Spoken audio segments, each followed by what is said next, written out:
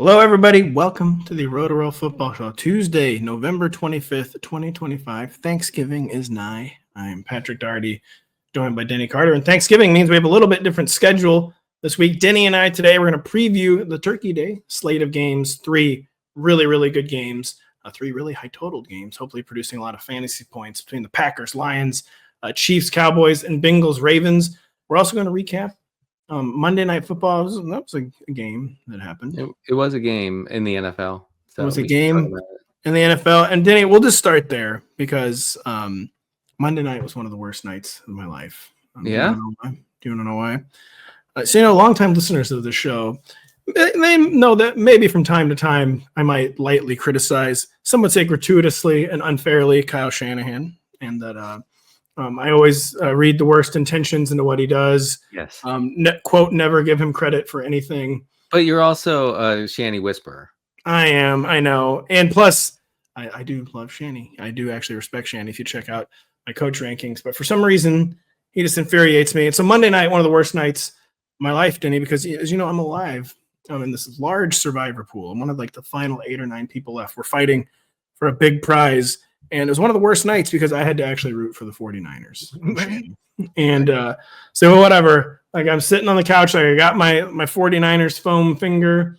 I'm it's the Panthers, who cares? And there's the first interception of the first half. And then there's the second interception of the first half. I go up to help put the kids to bed. I'm getting texts about an interception. I'm surely this means the second interception. There's been a third interception. I come downstairs and there has been a third interception. And I'm well, it just, first off, it's karma for constantly criticizing Shanny for no reason. And that was real interesting from the Perdmeister, Denny. So you had the Niners in the survivor pool. So you sat down on the couch and you said, let's go EPA and the rule of law. And the EPA machine went burr, and Shanny did that thing where he just had to make sure that he didn't win by too many points. He actually decided he was not going to try to score a touchdown inside the 15-yard line, and he ran it twice just to be done with it, and then kicked a field goal, hoping that the lead would hold. 11-point lead, I think, at that time would hold, and it did. But man, come on, man! You got to stop that kind of thing. It works against the Panthers, of course it does. But that doesn't work against a real team, and he knows that. You got to prepare your guys. You got to put them in that mindset, in that Dan Campbell mindset of effort. We're scoring points. The goal is always to score 50 points, as I've taken to saying. But Denny, by the way, so in Purdy's defense, so you might have watched that and thought that was one of the worst games you've ever seen. Per EPA, though, it was actually the best start by any quarterback since Peyton Manning had 6 touchdowns.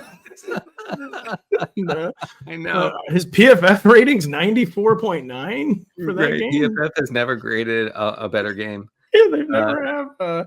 I had a lot going. First off, I do not like end of season fantasy football when stuff really starts to matter. So the first 8 or 9 weeks, you got a little exposure to everyone. Yeah. You're doing well in one league, so it doesn't really matter if something's hurting you in another. This is the time of year where stuff really begins to matter. And last night, as you know, in our Guillotine League, I was facing off with Connor Rogers. We were on the chopping block. He had Kittle. I had Christian McCaffrey. He began the night 5 or 6 points ahead of me. And McCaffrey, that first drive, 9 touches. You must have thought you were locked in. Well, I knew that was good because that tied him with Kittle. But then the rest of the night, it was like a seesaw back and forth. And I was like, just one more garbage 2-yard carry, please. Just 0.2 more points.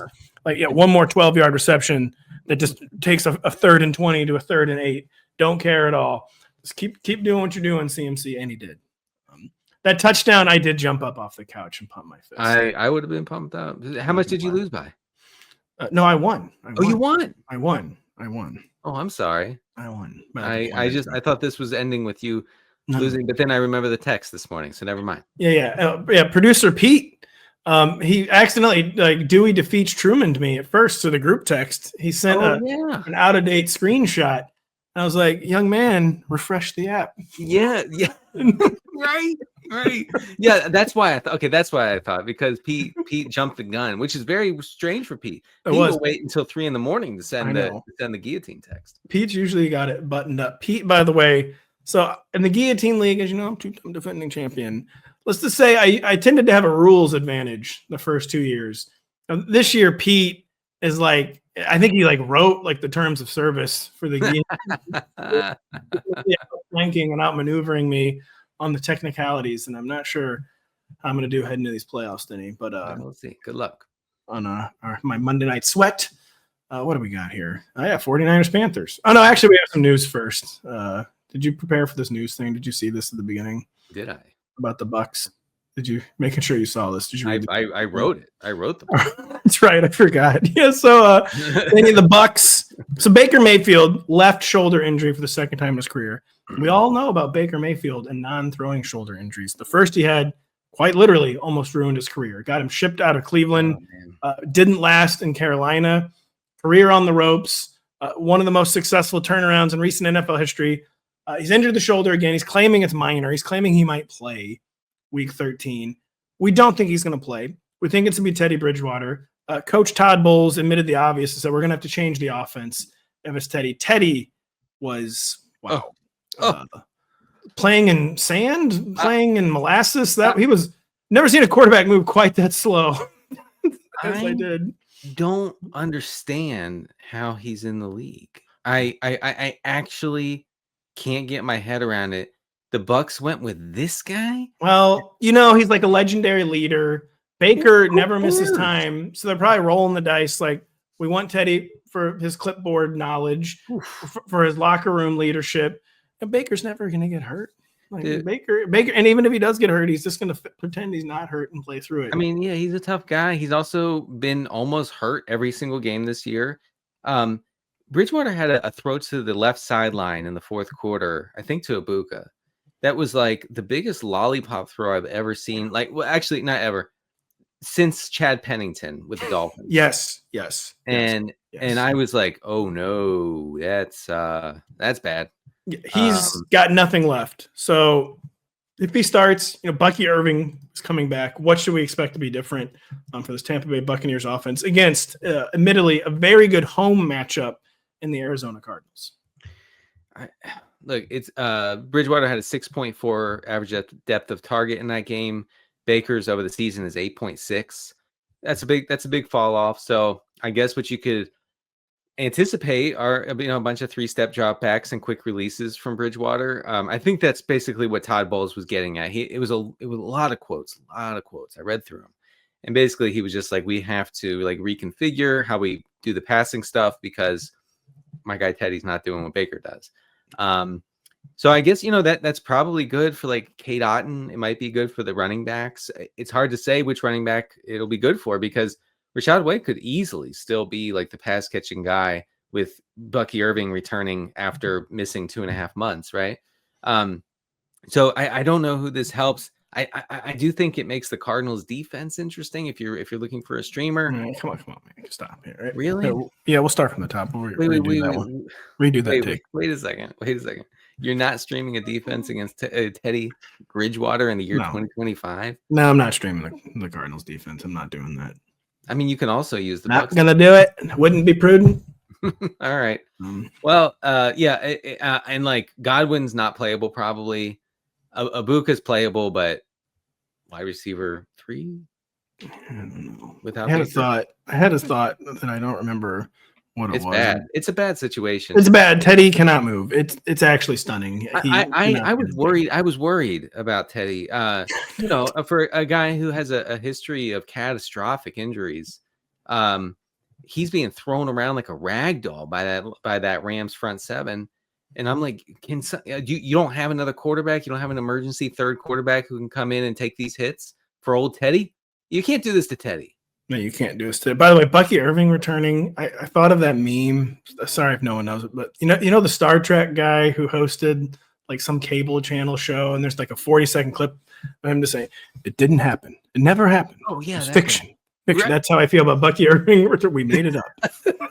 It never We happened. made it up. Yeah. Total fiction. Yeah, total fiction. That's how I feel about Bucky Irving returning. I tell you, the loss in my house has been all too real. The loss of the 49ers to the Carolina Panthers seemed all too real for a bit of Monday evening as we lay it out in the opener. Not an impressive performance. So, by the way, Bryce Young, over his past 9 games, has thrown for more than 200 yards one time. When he went for 448. What a Panthers record for what would you say happened there, Raheem Morris? What would you say the game plan was? I don't know. It's actually like one of the more perplexing things. Like you have no idea how much time I spent looking into how that happened, because I needed to understand. I needed to crack the code. How did this guy throw for this guy who like is barely capable of throwing for 200 yards in an NFL game puts up like Marino 1984 numbers. Against the defense that had allowed the fewest passing yards in the league. A good pass defense. It was. Sorry. I maybe the vibes were just too bad for the Falcons. I don't know. That and just so many things happen in a game where there's 22 players on the field. Maybe there were just the exact 2 wrong matchups in the secondary and the Panther skill core that the Falcons, no matter what they did, just couldn't stop. It must have been some weird micro game within a game, because it didn't make sense. We got Bryce Young going right back where he's been all year. Where is this going? Year 3 of Bryce Young, where there have been a few really minor peaks.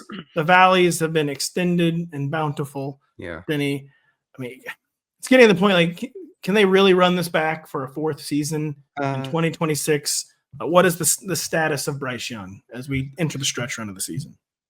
It was such a good matchup against an injury-marred Niners defense that had been giving up tons of completions, tons of passing yards to everybody. Just a really bad defense. Entering the game, San Francisco had allowed the 3rd highest dropback success rate in the league. In this game, they allowed the 8th lowest dropback success rate in week 12. So wow. I think it tells you like how bad Bryce Young was. I have more. Bryce Young completed 1 of 7 intermediate passes, intermediate being between 10 and 20 yards. 1 of 7 for 14 yards and 2 interceptions. He was 30% below his expected completion rate on those throws. I don't know. I had someone online yesterday telling me that, well, you got to admit Bryce Young's pretty good for a short guy. And I mean, I guess, but maybe that's the problem. He's not a starter. He cannot be considered a starter going into next year. Did you catch that during the broadcast, by the way, Monday night? Do you know what I'm talking about by any chance? No. It was their failed 2-point conversion for the Panthers, where Bryce had kind of like stood on his tippy toes to try to stay over the line. And yeah. Troy Aikman is getting blunter and blunter in his advancing age. He's not old yet, but he's getting older. And he was not overly blunt on this one. He couched his language a little bit, but the takeaway was, well, obviously too small. He just basically dropped come on, he's way too small for this to ever work. And I don't know how they ever thought it was going to work. He's just too small. Troy hit him with a too small. By the way, the Troy haters took the day for too long. All right, the Troy lovers, we're out here. We're proud. We're spreading the word. Aikman did nothing wrong. Aikman, he's amazing. Doesn't matter. Listen, Aikman could open up a computer one time. It would be nice. It would be nice if he ever opened up. Showed him Excel. Microsoft someone showed him. It took him to the Microsoft Excel Wikipedia. Just try to read it and explain what it is. Be like, there's information here that you can use to make decisions, Troy. I just the go for it, never not being green. It just kills me every time. They're gonna kill him. They're gonna send him to an early grave. He did last night because, well, the analytics say to go for it here. They're gonna send him to an early grave if that's never read. He's gotta. I mean, ESPN, you've got to make that thing red one time. For Make Troy. it red one time. So he can be like, oh, the analytics are telling us not to go. And so, anyways, that was tormenting Troy. I was tormented, Denny, by Dowdle's season being over. He'd been getting the work the past few weeks. The production had dried up, though. Hasn't had a good game. He had one good game November 2nd, but 3-game slump. It deepened last night. He got only 10 touches. Chuba Hubbard felt more involved than he had been. It was still only like 7 touches for Chuba. But is the Dowdle revolution ending here in Charlotte? Maybe not ending, but ebbing. Okay, we have the ebbs and the flows of a revolution. By the way, Rico Dowdle quickly after the game posted on the X platform an emoji that indicated he was confused by his role in the Panthers offense. It's like doesn't get 30 touches once. Yeah, and he posted the emoji that has like the spirally eyes. Like, that's a good one. Like, That's a what good am I one. doing? Spiral eyes emoji. The real emoji users can drop just a devastating spiral eye emoji. He did. I bet Chuba Hubbard saw it and was like, "What the hell?" Denny, have you ever used an emoji? Yeah, When? I have. When I text my mom, I use a heart emoji. Wow. All right, because I've never seen you use an emoji. I would never with you. Not even the prayer hands. I hit you with the prayer hands. Like no. I would never with you because first of all, you're an elder millennial, so you're prone to not like them, and secondly, you're a text only guy. I've never even seen you use a GIF. That's true. I don't. That is true. I don't GIF at all. So I try to have some pride. So let's get to Dowdle real quick. Panthers only had 9 running back rushes on Monday Night Football. Dowdle saw 6 of them. Chuba saw 3. Hubbard had the route lead. So this is the shift here. Chuba Hubbard had the route lead 19-11 over Dowdle. They both had 4 targets, whatever that's worth. Over 3 games headed into week 12, Dowdle had a 55% route share, 20% for Hubbard. That was a shift. And it seemed like Hubbard was getting, instead of breather back stuff, he was getting full drives. And if that's the case, then it's a big downgrade for Dowdle, but you probably knew that already. Yeah, we'll talk about the 49ers offense more in depth on Wednesday. We're going to leave some of this to talk about for our Week 13 preview show, but fantasy managers have to be wondering right now. No buys this week. Only 2 weeks left of the fantasy regular season. Ricky Pearsall has done almost nothing since he returned. It's getting difficult to rank. Juwan Jennings continues to soundly outproduce him. Pearsall, it's a little risky because he's always going to be a boomer bust guy as a downfield guy. But is he someone in 12-team leagues? Are we starting to think about dropping Ricky Pearsall? Or is that just a little too drastic for a guy where you just have to take the bad with the good? I mean, in a 12-team league, like with normal-sized benches, I think it's okay to think about dropping him. Maybe, getting a contingency running back who could see a lot of touches if the starter goes down on his team. I mean, look, he's behind some combination of Kittle, CMC, and Juwan Jennings in the pecking order, right? For a team that doesn't really throw the ball that much anyway. So I don't really know where the targets are going to come from. 12.5 air yards per target this season. That's not exactly like a very like sustainable, like safe profile. He only was targeted on 12% of his routes over the past 2 weeks. Wow. He's not part of this offense right now. So yeah, I mean, you could probably do something better with that roster spot. And he's playing the Cleveland Browns this week. It's just not going to be a very explosive week for this 49ers offense. We'll talk about that more on Wednesday when we preview the entire Week 13 slate with Kyle Dvorak. We'll talk about the beginning of the Week 13 slate on Thanksgiving Day when Denny and I come back right after this. Join in the Thanksgiving tradition. The National Dog Show presented by Purina airs at noon on NBC as nearly 2,000 of the top dogs in the country compete for the title of Best in Show. Well, good little guys and girls out there on Thanksgiving Day. Good boy, good girl. My dog Ziggy would have a panic attack and die if he was in the show. my kids would have a panic attack and die if forced to be around any of the little tiny. No. Seem extra scared of the small dogs. Oh, the small dogs are the only good dogs. Do you know what? Why do little kids refer to every dog as he? By the way, do you know? Oh yeah, I remember being a kid and all dogs were he and all cats were she. That's right. I know. It's so gendered. I know. Our family, by the way, along these lines, has had our minds absolutely blown. My kids have begun watching the kid sensation Bluey for the first time. Oh, all right. Did you know that Bluey and Bingo are both girls? Did you know this? I didn't know that at first. And I was reminded of it several times when I kept calling Bluey he. We have called Bluey he a few times, my wife and I, and have gotten like gang tackled by my kids. Yeah, I know. My daughter like has gotten really upset with me for doing that. Yeah. I hate to admit this to, as you know, I've become like I'm a Disney dad. I'm going very soft. So it goes without saying, when your kids watch TV, if you're a good parent, you never watch it with them. Even when they're begging you, like, Dad, come on. Sorry, I'm working. I'm busy. Sorry, I know you want to watch me 20 seconds of one song, but I can't do it. I'm too busy. Oh, just wait till they start watching the little kids sitcoms on Disney. It's actually the most agonizing thing. My 9-year-old daughter has begun to do that. iCarly, things of that nature. Oof. I got roped into one Bluey segment. I wish I were kidding. It almost reduced me to tears. Oh, almost. Yeah. I mean, if you're not crying at Bluey at some point, you're not alive. What's the deal with that? Why is Bluey trying to make me cry constantly? Bluey has broken me down. I almost cried. I will cry if the Green Bay Packers don't open up their offense on Thanksgiving Day against the Detroit Lions. Denny, Green Bay headed on the road, a Great Lakes affair, an NFC North affair, a Detroit. Everyone knows, if you're Denny and I's age, it might be a little hard for Kyle to remember. The Lions, we all have a part to play on the holidays. Like the aunt and uncle bring the turkey, someone else brings the beer. The Detroit Lions ruin Thanksgiving. This was always the Lions' role on the holiday, was to ruin Thanksgiving. But they're actually good now. They've been good for about a half decade. It's weird. We'll never get used to it. No, but this is a great game. The Lions not playing super well, playing better than the Packers, though. And the Packers road dogs in Detroit, Michigan on Thanksgiving Day. Things you just didn't see when Denny Carter and I were growing up. But both these offenses are in strange places. The Packers don't want to score. They're not scoring. The Lions do want to score. They're scoring sometimes since Dan Campbell took over as play caller 3 games ago. What is the report card on 3 games so far of Dan Campbell calling the X's and O's for the Lions?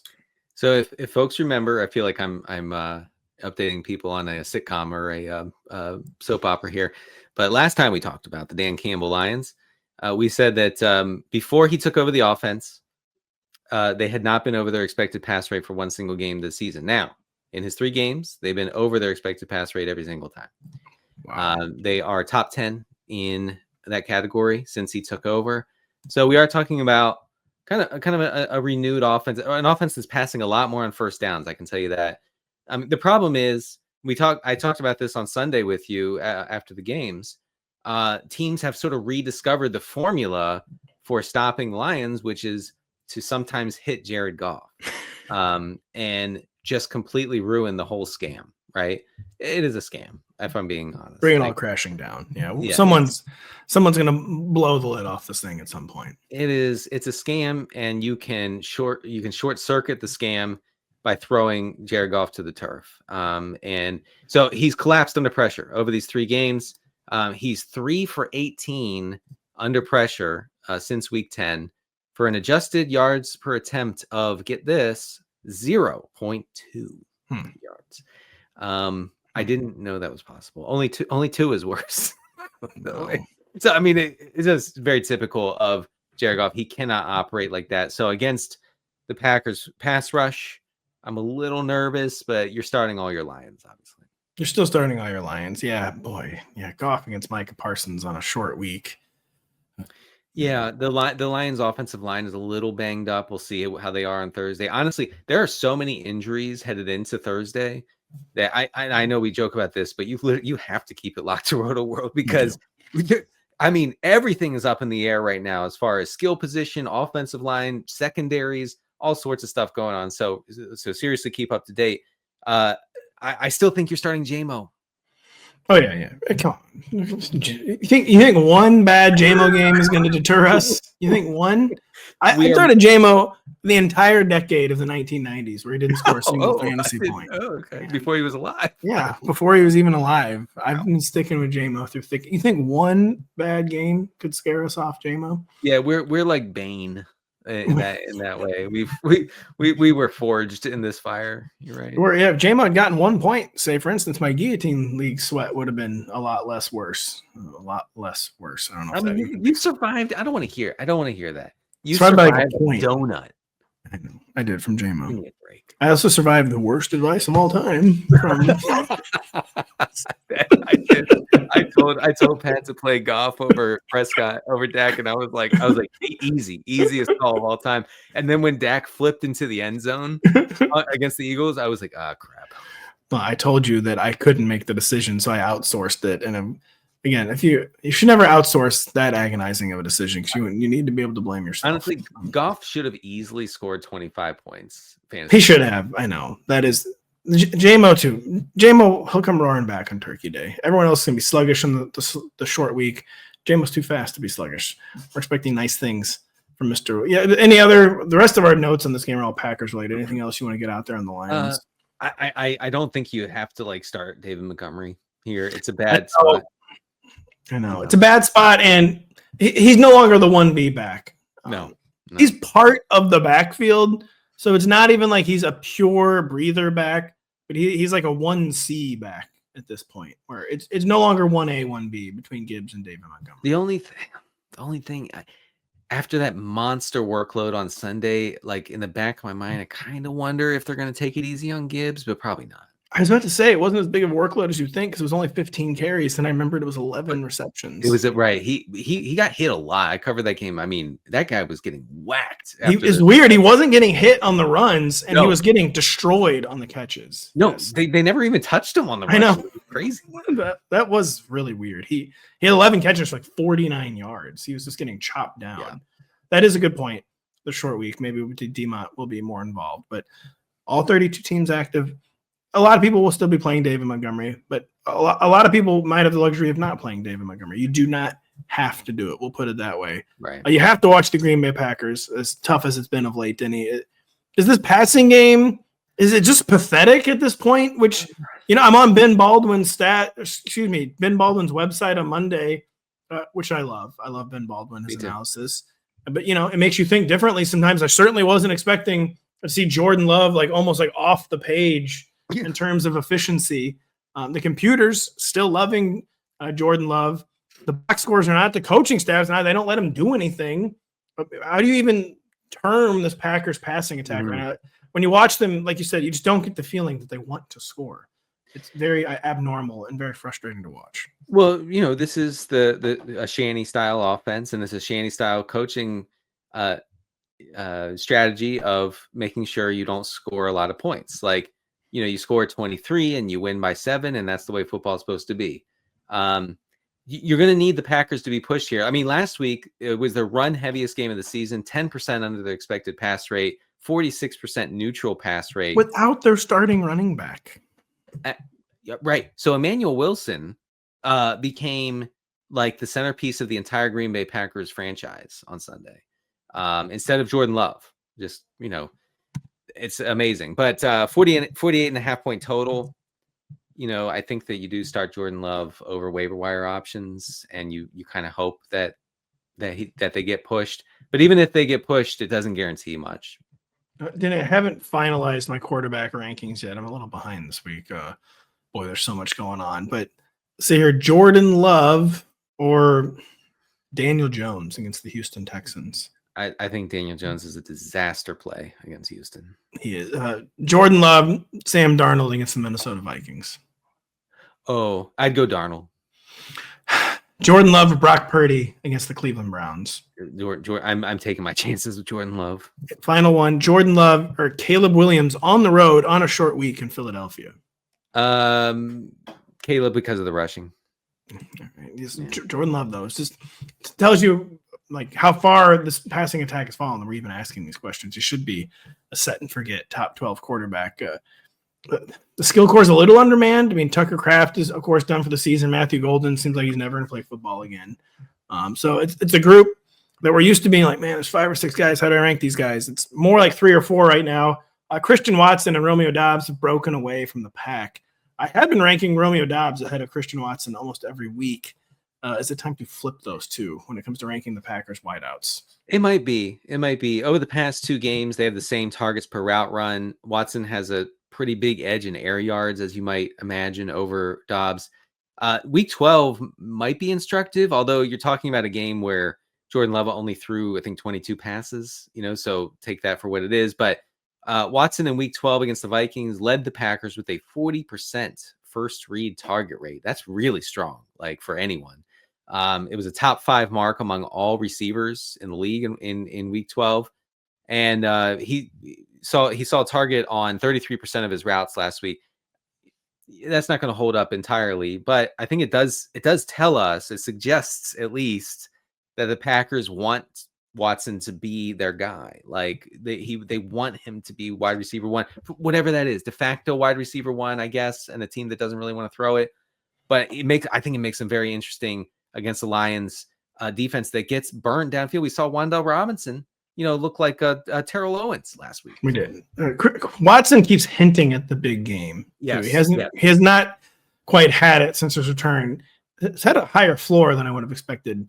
Has yet to really spike a week, but you would like to believe it's coming. It certainly looks like he's physically ready to do so. Mm-hmm. So we'll see what happens with Christian Watson. Any Packers that we care about beyond Dobbs, Christian Watson for this game? If we even care about Dobbs, do we care about Dobbs? A little. I mean, I think you start him in 12-team leagues where you can start like 3 or 4 receivers. I think that makes sense. Especially if you think this game might go back and forth. It's hard to say if that is even a possibility with the Packers. But yeah, I think Dobbs is okay. Emmanuel Wilson, if he starts, if Josh Jacobs sits, we'll see. Then you've got to figure out a way to play him. You got to do that. You got to figure out a way to move on from this game. That's enough Packers. That's enough Lions. Denny, one of the truisms of Thanksgiving have been, on the off chance that the Detroit Lions did not ruin the holiday, like had a good game, maybe an upset victory or just a close loss. There was the occasional close Lions loss on Thanksgiving, few and far between, but sometimes they would actually lose with dignity on Turkey Day. But if they didn't ruin the holiday, the Cowboys were like, don't worry, bro, I got you. We're going to come out here. RG3 is going to score 62 fantasy points against us. Like, it's totally fine. You didn't ruin it. We will do our job. 20 years, don't worry, Chad Hutchinson's going to lose 4 fumbles, man. Like, just don't even worry about it. Chad Hutchinson, wow. Remember Chad Hutchinson? You remember that guy? Yeah. I don't know if he ever started on Thanksgiving, actually. But the Cowboys, they like to ruin it too, but the Cowboys aren't ruining anything lately. They're maybe the most fun team to watch in football right now, and they're a more competitive team since the trade deadline. They shored up. It's not like it's an elite defense, but it's been very much a shored up defense. So 52.5 game total. Mm-hmm. Like it's very rare. Like last year, Cowboys Thanksgiving, we couldn't even be excited about the game because Dak Prescott was hurt. Oh, yeah. So a lot of Cowboys Thanksgiving duds as well. If this one is a dud, that would be very, very upsetting because the Cowboys are playing well. The Chiefs always play close games. We got the highest game total of the week. So we're really excited about this one. We'll start on the Chiefs side, though. Did they discover something in the second half against the Colts, the fourth quarter, I believe, where they had 290 yards? Or was that just kind of comeback game script? The Colts turtle shelling and not converting what felt like a single third down the entire second half. Because the Chiefs, even in the games where they had lost to the Broncos and to the Bills, it wasn't like the offense like fully hibernated. It almost felt more like a luck thing. Mm-hmm. Didn't get off to a good start against the Colts either. Did they find something in the second half? Are they back on track, quote unquote?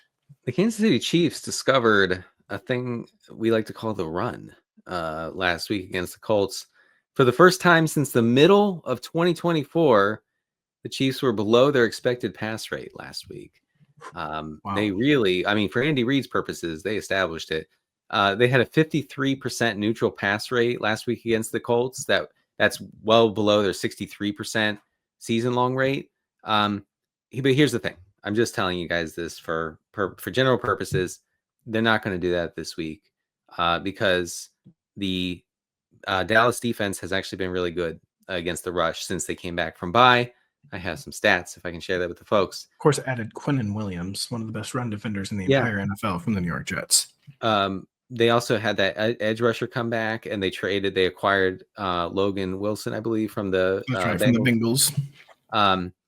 So since they returned from bye, the Cowboys have allowed the league's lowest rate of rush yards before contact. They are bottom half in EPA allowed against the run. Now you have to consider that they haven't played exactly world beaters, over the past few weeks, but nevertheless. They played Saquon Barkley. I forgot about that guy. I guess that's true. He's not a world beater anymore. No, well, he told The Athletic yesterday that he's in a funk.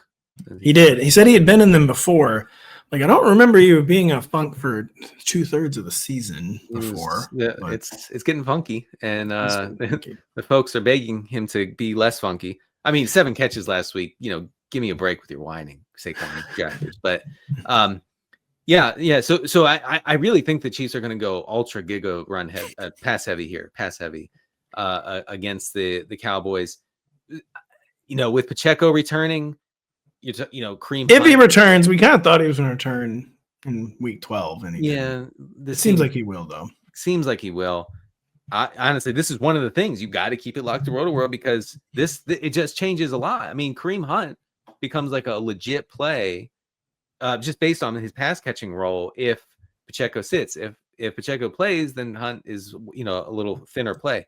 Anyway, I think that the drop back volume will be there for these pass catchers. I think it might open up an avenue to play like Xavier Worthy or whatever. Apparently, Isaiah Pacheco is playing per Chiefs coach Andy Reid, per podcast producer Adam Wise. So, does that change anything for you there? I think Pacheco is just going to be a breather guy. He hasn't been the same again. Hunt has just been more effective in terms of all they want their running back to do is to gain 2 or 3 yards. They're not even looking for big plays in the running game. And Pacheco has not been the same when he's coming off injury. Just hasn't been. Hunt got horse collared, or what's the other thing that they do? Hip drop.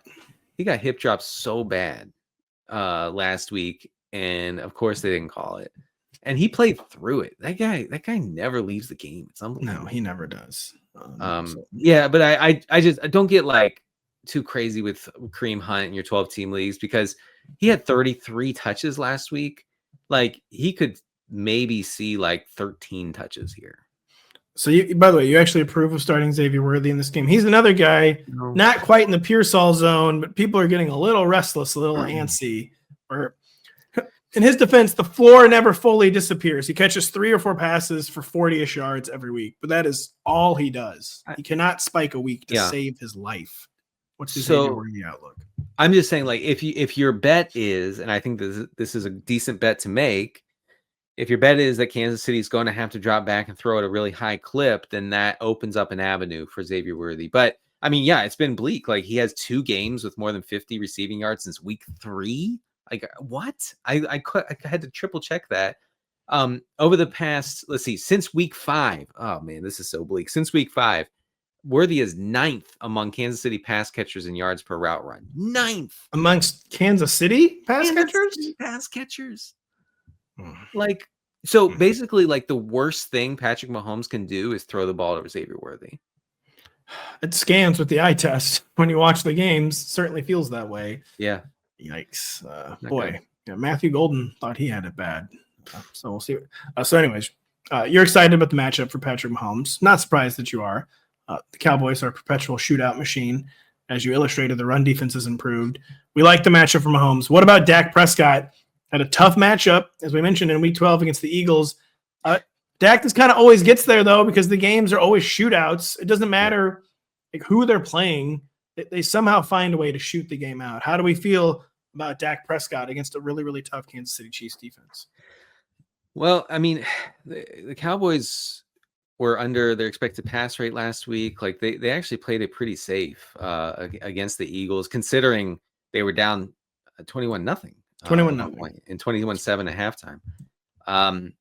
So that was surprising. But yeah, I mean, I think that you just safely start everyone here. This game has such a high total. I think the Chiefs can put up a lot of points here. And so if you make that bet, then you're betting that Dak Prescott's going to have to drop back 45 times and throw it to 2 of the best pass catchers in the league. Now, hopefully, CeeDee Lamb gets over the yips because my man, he's struggling with those drops. I still think Brady was a really tough grader on that end zone one. I'm not sure if he's supposed to catch but it that. wasn't just that, though. I know. It wasn't. You hit an important point there. Where one reason we don't really worry about starting Dak Prescott is no matter what the volume is, the vast majority of it is going to 2 of the very best wide receivers in the entire league. Last week on the show, we talked about, like, is George Pickens moving beyond CeeDee Lamb in the wide receiver rankings? He outproduced him yet again. I mean, he's just been an absolute monster. He's probably in the top 5 in almost every receiving category. Yeah. Going bonkers. Is this the week where do we have to fully commit to ranking George Pickens ahead of CeeDee Lamb? Or is it kind of like being a prisoner of the moment? Like, no, CeeDee Lamb is still better. CeeDee Lamb will still ultimately produce more than George Pickens. Where are you at on that one? It's a good question. I'm not sure if it matters a lot. I know that, for the ranker in chief, Rotopat, it does matter. But I mean, when you're talking about how this applies to fantasy football, you're starting both guys and you're really happy about it. CeeDee Lamb has the edge over the past 4 games. I looked at 4-game sample. Past 4 games, CeeDee Lamb has the edge in targets per route run and air yards over Pickens. But Pickens has 146 yards after the catch to only 75 for CeeDee Lamb. And so that's where the difference is. Like George Pickens gets hit on these crossers and he just goes. And I don't think that CeeDee Lamb has those sort of plays drawn up for him. Like, the drops have hurt as far as the efficiency goes. But I think basically from a fantasy standpoint, from a spreadsheet standpoint, you're talking about the same guy here. Yeah, and you make the very important point. The good news is it doesn't really matter. We are playing both CeeDee Lamb and George Pickens. We're going to find out who we're playing in Ravens and Bengals when we come right back after this. Lamar Jackson and the Ravens are serving up the main course on Thanksgiving night when they host the Cincinnati Bengals. We're planning to have Joe Burrow back in the saddle. Tune in to NBC and Peacock as we lead you up to kickoff in Baltimore. Boy, we really thank the Cincinnati Bengals, by the way, for getting back Joe Burrow for this one and not making this a total dud, a total lemon. This would have been bad for the NBC Corporation. We're not lying to you. We do. The Peacock appreciates it. We need it. Although in fantasy, Flacco would have been no difference. No difference at all. In terms of real life watchability, though, it's almost like the Bengals aren't really the concern right now. It's kind of the Ravens, Denny. First time in his career, back-to-back games for Lamar Jackson without a touchdown. He's not running. He might not be able to run. Had the hamstring injury earlier this year. Then he had a knee that he played through. Now he's playing through an ankle. It's a short week. Vegas, the bookmakers, think it's still going to be a fun, exciting game. 51.5 game total. The Ravens, the bookmakers never learn. Ravens touchdown favorite. Like, right? They just insist that the Ravens are an elite team. Like, no matter they really what do. They really cannot ever give up on the Baltimore Ravens. But is he just too hurt for this to be an actually fun game? We'll be watching, of course. And yeah, we love the setup on paper. But Lamar it just has not been getting it done in fantasy. They're winning the games somehow, but he has not been getting it done in fantasy football since coming back from his hamstring issue. I looked into it powerfully, Pat, and I found some concerning things. I mined the data and I found this. Lamar has 11 rushes for 21 yards over his past 2 games. Okay, that's the top line there. Okay, you dig a little deeper. He's averaging 0.8 yards after contact per rush. That's below his career rate of 3.3 yards after contact per rush. Lamar Jackson has forced 3. Let me start again. Lamar Jackson has forced 3 missed tackles over his past 5 games total. So yeah, I mean, he's very banged up. He's not the same rusher, and if you're not getting the rushing out of Lamar Jackson, you're hoping for the passing production, but that's not really coming either, especially because this Ravens offense is still pretty run heavy. So I don't know what to tell people here. I mean, I guess you have to start him in the game. The game environment is too good. You can't bench him against the Bengals. You just can't. It is the classic. You got to go down with the ship. And last week I wanted to start Jared Goff over him in a league, and like, whatever. That's too cute. That's too clever. Like, Lamar Jackson is the rare player you truly cannot bench. But boy, he's testing the thesis for the first time ever in his career, and especially it being a short week. I guess the matchup, like you said, that maybe it was the Cleveland Browns on Thanksgiving night. Yeah. You know what? Screw it. I'm going to go against the rankings. Right. I'm going to bench Lamar. I'm going to easily profit. The fact that it's the Bengals, it really is like, listen, man, like, I know we're taking on some water. I know that I turned off my phone so we stopped getting weather updates, but this boat is not sinking. All right. It's not sinking. It's the Cincinnati Bengals. No, it's not. I mean, and Lamar owns the Bengals historically. Like, Lamar can put up like 25 fantasy points in the first half against the Bengals. He won't, because something's very wrong. But you got to keep playing him anyway. Yeah, you do. Derrick Henry's struggling as well. Sort of. He's been more boomer bust. He's always been a boomer bust guy, even during his absolute peak. Still pretty decent rate stats, still decent efficiency marks, well off his numbers from 2024. Of course, was extremely inefficient in Week 12 against the team that they played that I remember for sure. It was the New York Jets, actually. Yeah. How do we feel about his quote-unquote struggles? It's a short week, but Lamar's banged up. The Ravens are bad on the ground, just like they are through the air. Is this a good get-right spot for Derrick Henry? The spreadsheets still love Derrick Henry. Like, he checks all the nerdy boxes, so I won't bore you with that, but he still looks good on the spreadsheets. The Ravens seem increasingly Keaton Mitchell curious, which I don't blame them for because he's explosive and Derrick Henry has not been lately. I think Keaton Mitchell against just an abysmal Cincinnati run defense becomes pretty interesting in deep formats on Thanksgiving night. Bengals are allowing the 5th highest rate of missed tackles per carry, and they face the 4th lowest neutral pass rate since Week 5. So a pretty extreme, not the most extreme, but a pretty extreme run funnel defense. I could see the Ravens, getting a lead here and just kind of bleeding the clock via the run.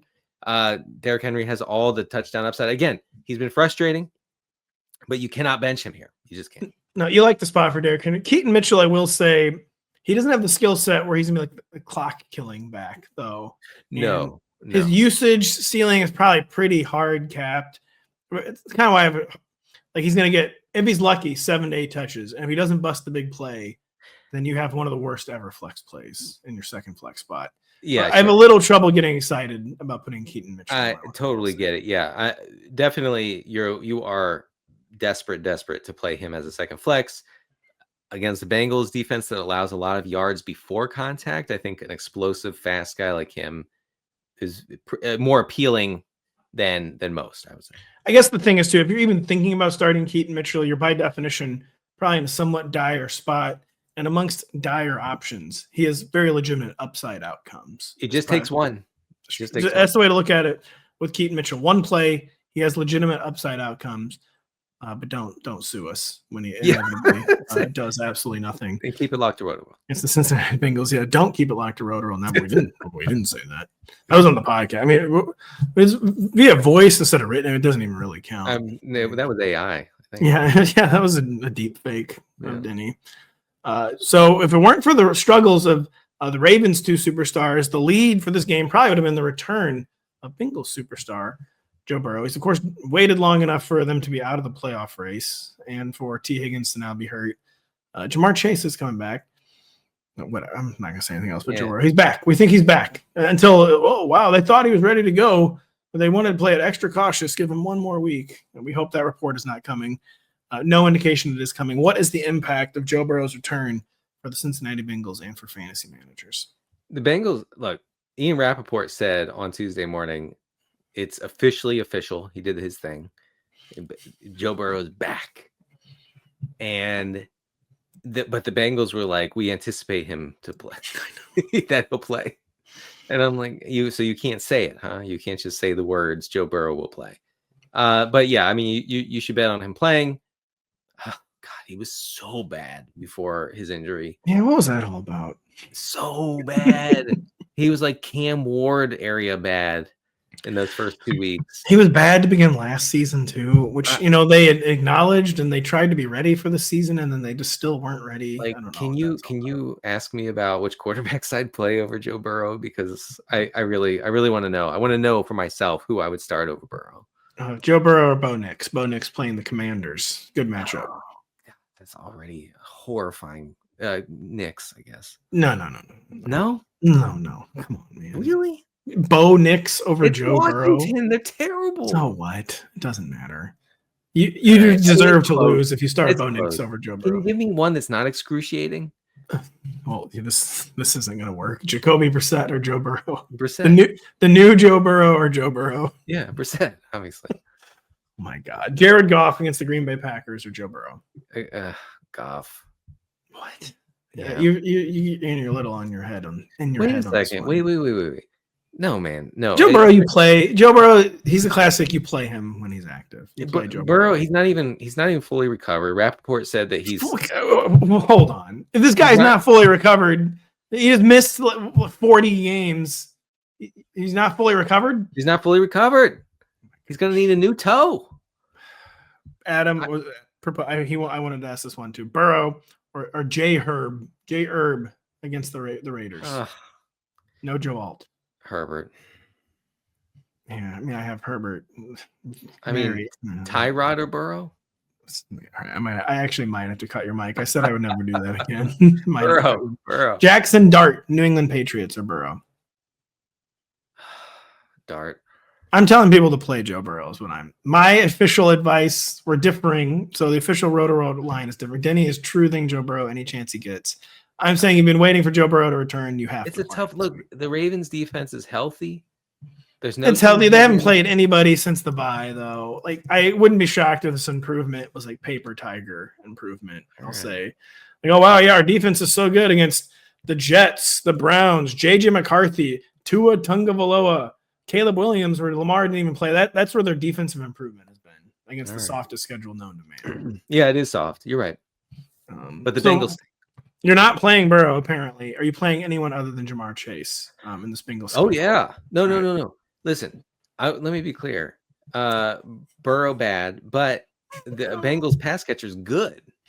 And just from a distribution standpoint, right? So obviously you're excited about Chase seeing 20 plus targets here. Yoshivas led the team with 7 catches, 61 yards last week, averaged almost 14 air yards per target, which I thought was pretty high, pretty good. Mitchell Tinsley, okay, with T. Higgins out, Tinsley becomes somewhat interesting for deeper league purposes. 70% of the routes last week, 29% of the air yards, 22. He was targeted on 22% of his routes. So I think Tinsley can function there. Mike Gesicki is in play. I hate to say it, but he is with Higgins out. Tinsley in the captain spot on showdown slates on Turkey Day. Yeah, sure. Let's get crazy. just get absolutely weird with Tinsley in your showdown spot. I guess I see Burrow as a guy. You know, he can throw for a bunch of yards. I see interceptions in his future. I see a lot of sacks. He barely ever throws picks. I see him not surviving this game. What? Watch NBC. Burrow's going to expose you on your own television network. I hope you know. I do own NBC. You're right. It's going to expose you on the network that gainfully employs you. Have you made any DFS lineups for Thanksgiving yet? I have. Who's anchoring these things? I don't want to talk about it. I have some Giga Packer stacks. I'm sorry. Right. I'm sorry. Okay. Yep. Cut his mic. We are cutting his mic. We're cutting my mic because the show is over. Unfortunately, one more thing. I'm sorry, Pat. One more thing. Samaje Perine, he's back. He's practicing in full. It truly impacts Chase Brown's prospects. So watch out. That's bad for me in guillotine. Although I'm getting Bucky back supposedly. Yeah. I've been riding Chase Brown. I somehow never got a second viable running back in the guillotine league. Despite all my machinations, I've been struggling at running back beyond Christian McCaffrey, who I paid a pretty penny for. But Chase Brown's been running 75% of the routes with Perine out. That drops significantly if Perine's back. We'll see. Perine took him a while to get the target share that he was getting. Then he got hurt. I'm not entirely sure if I'm worried about that, but what you said is 100% true. He was hurting Chase Brown direly before he got hurt. But that's all we got for today. Good news is we're coming back in 1 day instead of 2 days. Normally we broadcast on Thursday. Tomorrow it's Wednesday because we're not going to do it on the holiday. You don't want us to do it on the holiday. You want it before the holiday. So Denny, Kyle, and I are going to preview the rest of the Week 13 slate when we get together Wednesday afternoon. So for Denny Carter, I'm Patrick Daugherty. Thank you so much for listening. We will talk to you in 24 hours.